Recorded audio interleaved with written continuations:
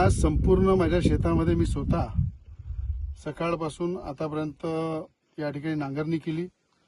या ठिकाणी मोठ्या प्रमाणात पूर्ण शेत तयार करून आम्ही ठेवत आहे दरवर्षीप्रमाणे। पण निसर्गाची साथ यावेळेस मिळत नाहीये। कुठे ना कुठे पाऊस उशिरा येत असल्यामुळे राज्याचे मुख्यमंत्री देवेंद्र फडणवीस साहेबांनी सांगितलं की कोणी शेतकऱ्यांनी पेरणी करायची घाई करू नये। आपल्या शेतामध्ये नांगरणी वगैरे करून पूर्ण शेत तयार करून ठेवा। पण जिथपर्यंत महाराष्ट्र सरकारच्या वतीने आवाहन केलं जाणार नाही की पेरणी करा, तिथपर्यंत कोणी पेरणी करू नये। कारण निसर्गाची साथ ही जरुरी आहे। दुबार पेरणीची वेळ आली नाही पाहिजे।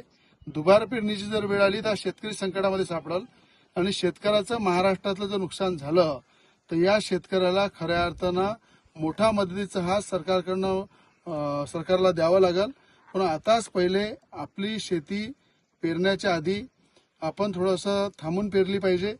थांबून आपलं बी बियाणं शेतामध्ये टाकलं पाहिजे। कारण की आज जर आपण घाईनं पेरलं आणि पाऊस जर आला नाही 20-25 दिवस तर पूर्ण दुबार पेरणीची वेळ येणार आहे। म्हणून शेतीवर पूर्ण मशागत करून शेतीची तयारी करून ठेवा। पण जिथपर्यंत सरकारच्या वतीने आवाहन केलं जात नाही, अधिकारी आपल्याला हवामान विभागाच्या माध्यमातून सांगत नाही, तिथपर्यंत कोणी शेतकरी पेरू नये ही नम्र विनंती करतो। मी सुद्धा माझ्या शेतामध्ये आता नांगरणी हे ट्रॅक्टरच्या माध्यमातून करत आहे, पूर्ण शेत तयार करून ठेवत आहे।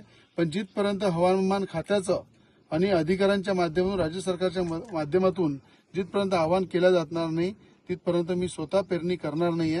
म्हणून आपल्यालाही सांगतो, पेरणी करू नका, दुबार पेरणीची वेळ येऊ देऊ नका। निसर्गाने साथ दिली पाहिजे हे देवाला प्रार्थना करा।